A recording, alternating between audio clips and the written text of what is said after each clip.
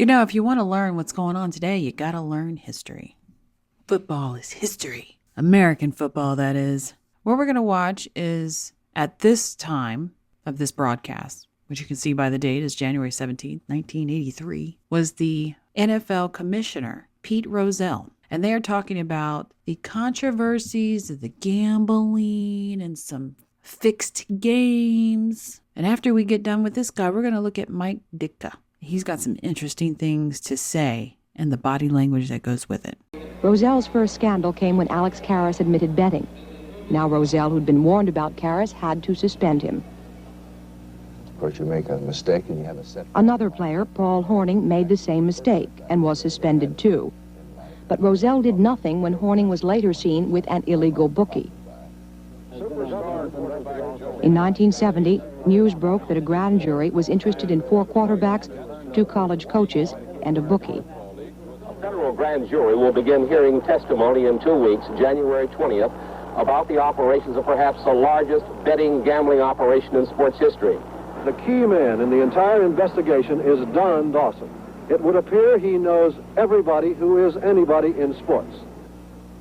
As a college coach 10 years ago, Frank Cush often phoned gambler Don Dawson. But last year, Rozelle let Cush become an NFL coach. We told the Baltimore Colts we saw no reason why he would not be accepted as a coach at the time they hired him. So that's Pete Rozelle, the then commissioner, and he served as commissioner all the way to 1989, which is when he retired. And as you see him in that sense, as this interview begins, he's got some stress in the face, but again, TV will do that. An IRS affidavit, an investigation showed that Frank Cush talked numerous times to known gambler Dice Dawson. Was that a thorough background check? I'm sure that So he looks away from her, takes in a deep breath, and he's filtering his words. security department evaluated that at the time.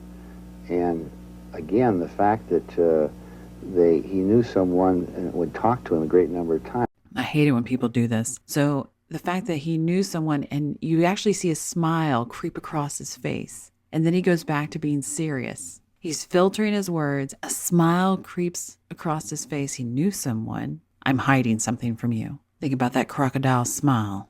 Wouldn't necessarily would mean that he would know exactly what the man's business is. And then you see him kind of stuttering it, and his head goes down and up, and down and up, like a period. Doesn't give confidence to what he's saying. He's not relaxed. He's stiff. All the signs of deception. The smile for no reason other than I'm manipulating you. Joe Namath had been linked to the Detroit grand jury.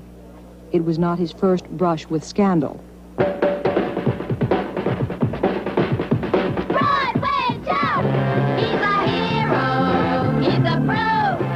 Broadway Joe, the swinging superstar of the late 60s, had started out as a bookie's runner. Later, he could often be found playing liar's poker in a notorious nightclub. And for months, the NFL had known that Namath's own restaurant had become a hangout for bookies and gamblers. 1, 2, 3, hip, go, go, go! No one else can score like Broadway Joe! When Manhattan police planned a raid on Namath's restaurant, Bachelor's 3, Pete Rozelle was forced to act fast. Namath was ordered to sell his place or quit the game. I'm not selling. I'll quit. Reporters spared the league and the tearful Namath the obvious question. This is ridiculous. Why hadn't Rozelle acted months earlier? So as you heard the reporter, he's teary-eyed, he's rubbing his forehead, he's looking down. He is defeated in this. And then he tells you, this is ridiculous. Why would someone say this is ridiculous when they're defeated and doing what they don't want to do? My children yell it at me when they're in trouble and the other one is not, for doing the exact same thing. And they're defeated in their punishment as well. Well, when we learned of the problem at this Bachelor's 3 and you see the smile creep across his face again. I'm manipulating you. Restaurant, we got all the information we could, and then I confronted Joe privately about it. And the believe me look. Is that vigorous enforcement? I think that's as vigorous as as we can do in the way of associations, if they're going to. And he's still very stiff. It's like his neck is moving forward, but the rest of his body is literally glued in position. This is deception. Associate with individuals that are clearly in the outskirts of society. They're going to bring discredit to themselves, to the league, and continue the association and just flaunt it. Then I think something can be done. According to Pete Rozelle, the game's biggest threat is suspicion. In 1978, the average Redskin fan might have been suspicious if he had known that a bookmaker was friendly with a team member, and that in this game, the bookmaker bet against the Redskins. Recently, these reporters wrote that during a raid, police had found 2 players, one of whom was a Washington Redskin, Jake Scott, in the home of a bookmaker called Bernie Fuqua. When the agents burst into Fuqua's house, there was Jake Scott on the sofa, and in a chair was Craig Hertwig, who at the time was an offensive lineman for the Buffalo Bills.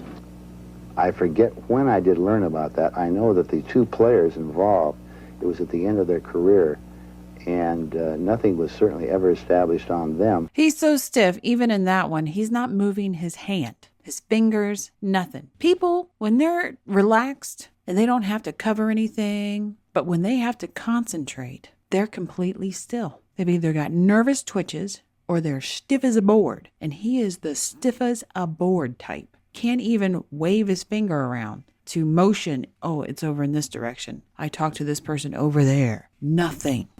In fact, the newspaper reported that police told the NFL about the raid 3 years ago. When we contacted Warren Welch, who is now the NFL security chief, he looked in the NFL files, and there was indeed a notice from Gary Garner of the Georgia Bureau of Investigation of the December raid on Fuqua's house and of Jake Scott's presence in Fuqua's house at the time of the raid. Associating with a bookie can cause suspicion, even though there's no evidence that Scott, number 13, meant to miss this tackle and allow a touchdown. Despite that association, the NFL was apparently prepared to allow Jake Scott and Craig Hertwig to continue their playing careers. They did not play during our regular season next year. They retired from football, not because of the incident. So now you actually see him loosen up. He's moving his hand around. This is something he's comfortable saying. They didn't play. That's over there. Justice has been done. They got paid. But they were near the end of their careers. They played in the preseason the next year, however. They reported to training camp, but they did not play in the regular season. Again, our Warren Welsh, I think, would be the best one for you to talk about on the details of that. They did not play in a regular season game after Fuqua's arrest in December of 1978. But they did play a preseason game. In 79, yes, they did. Even this guy, mouth twitches, tightness, keep that shut. He's in the club. The Oakland Raiders say they told the NFL 15 times that their star quarterback, Ken Stabler, had been seen with convicted bookmaker Nick Dudich. Still, the NFL did nothing. But a murder in Northern California changed that. Dudich had bet with bookmaker Whitey Green. After Green's murder, his runner, Gino Tropiano, began to talk about Dudich. He's been seen with Kenny Stabler at more than a dozen games, and which was substantiated by other Raiders also. They said he used to take him to dinner and he was a good friend, and that they never talked football. And I don't know why in the world a bookmaker would go out to dinner with football players after a game and not talk football. What else is there to talk about? The NFL asked Tropiano to take a lie detector test. Frontline did too and paid him a fee.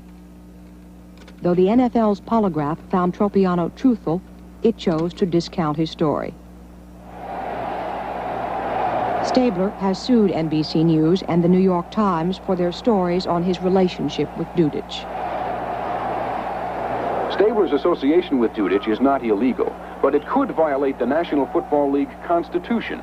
Each year, the NFL warns all players to avoid gamblers out of fear that the gamblers might attempt to bribe players to influence the outcome of games. The league's investigation of Stabler began in March, 3 years after first complaints about him reached league officials. Has there ever been a case where the NFL's security force has done the investigation, found some wrongdoing with regard to association with gamblers, and then bring it to public attention first? You're talking about 23 years I've had this job. He literally has a memory. We see him access a memory of that is true. There is a case. And then he rolls it around. I'm going to brush it aside. I'm going to give you this manipulative smile, shake my head in a sweep motion to sweep it away, and laugh at you. I can't. Could you name one, maybe in the last 5 years or any one of the 23 years? I can't, because I know what our normal policy is for player fines on the field. With regard to gambling, specifically with regard to gambling. I say we don't make them public. That is our normal policy, unless they've come to public attention and it's important to clear an individual or to take some action. When I'm... Oh my God, he told the truth. We don't make them public unless you find out about it. You know, the reporting was so much better back then. And these people were actually quite honest. It's called word salad. Yummy, yummy. Saying is, each one of these is a subjective judgment. We do very much quietly. If there's an association involved, we learn of it, we talk to the individual, whether it be... And I found that quite interesting. If there's an association involved, so the hands start out on top, both talking with his body, and then if there's an association involved, the other hand goes up underneath the table to hide, which is what's going on. Do not see what the other hand is doing. An owner or a player. You could investigate the owners. Owners as well as players, absolutely. You do a thorough background check.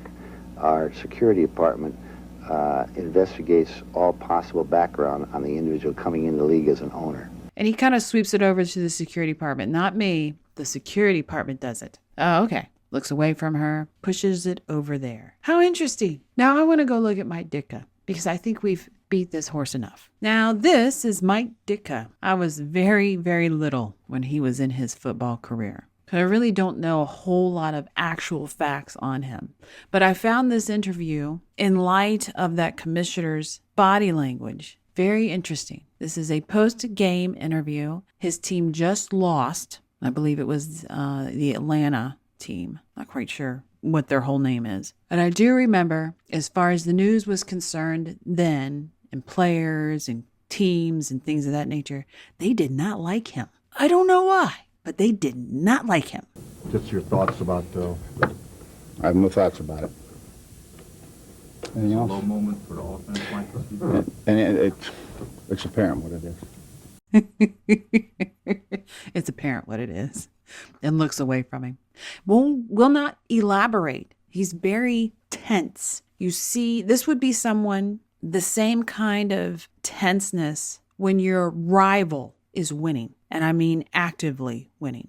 Not a past game or a future game, but in that moment of winning. And you have no out in a physical sense. Human beings like to have an out. If it's a fight, like a physical fight, like a football game or a boxing match, the out to relieve the stress is obviously the physical part. When it's a mental stress and a mental fight, you just see it bottle up and the tenseness bottle up and they get flexy in their muscles.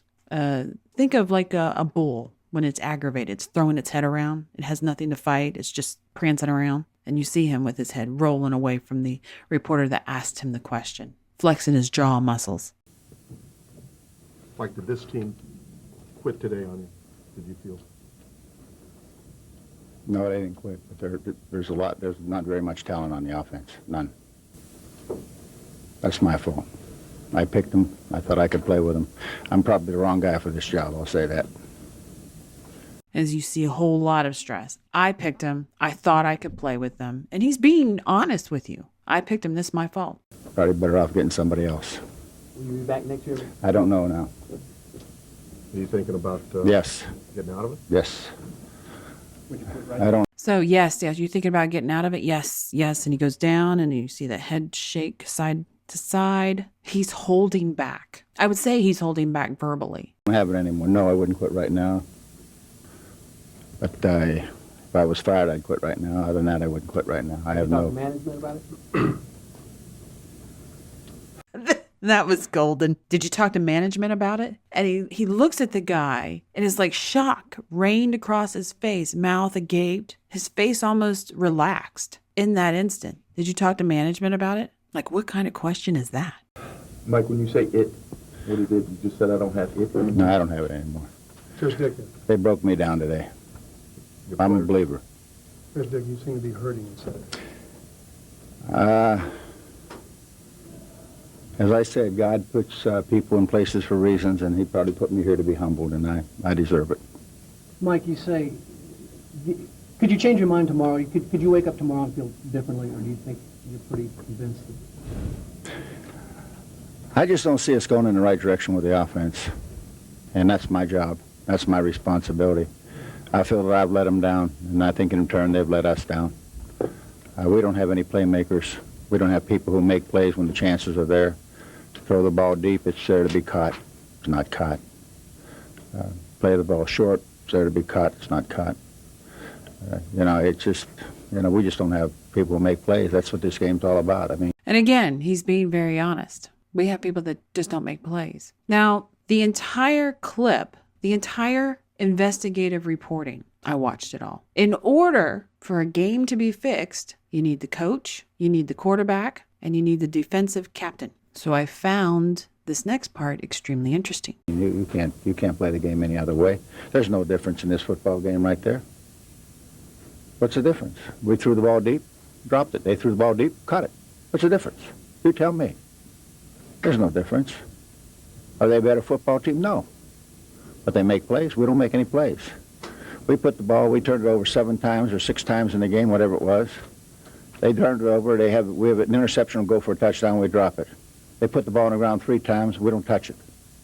That's the difference in the football game. We don't make plays, period, no matter how it's cut and dried. And that's the obligation of the players and the coaches to do that. And I feel that I've failed this football team by not playing, by playing the way we play today, really. I really do. And I'm embarrassed by it for them more than me. I've been embarrassed in my life before, but... Have the players changed much when you first started coaching, Coach? No, you can't blame players. Coaches change. I probably changed a lot. Mike, last week you said that you... Can't blame players. Coaches change. As he said in the very beginning of this, he picked who was on that team, and he blames the offense. So now that I look at this whole thing with these eyes, and I look back at this interview of Mike Ditka, who said some outlandish things in his life, or at least we thought were outlandish, just kind of makes you wonder. I would like to thank the sponsor of this video, Fero. Fero is one of the few cryptocurrency projects that I respect. Unlike most other cryptocurrencies, Fero is focused on safeguarding your financial privacy without compromising on trustlessness, which means no third parties are required, and transactions are private by default. Fero also has an exciting roadmap to look forward to. Features such as Instant Send, where payments can both be sent and confirmed within seconds. There's also Elysium, which adds tokenization functionality similar to Ethereum, but it also enables these assets to enjoy Fero's privacy technology. There's many more things on the roadmap, and if you'd like to learn more, head over to fero.org. If you'd like to learn more about analysing body language, there is a video course available on Mandy's website for Gold subscribers, where Mandy teaches more about her techniques of deception detection. There's also other content such as the Crime series and Interesting Mind series, available to both Gold and Silver subscribers. If you like it, please share and subscribe. Thanks for watching.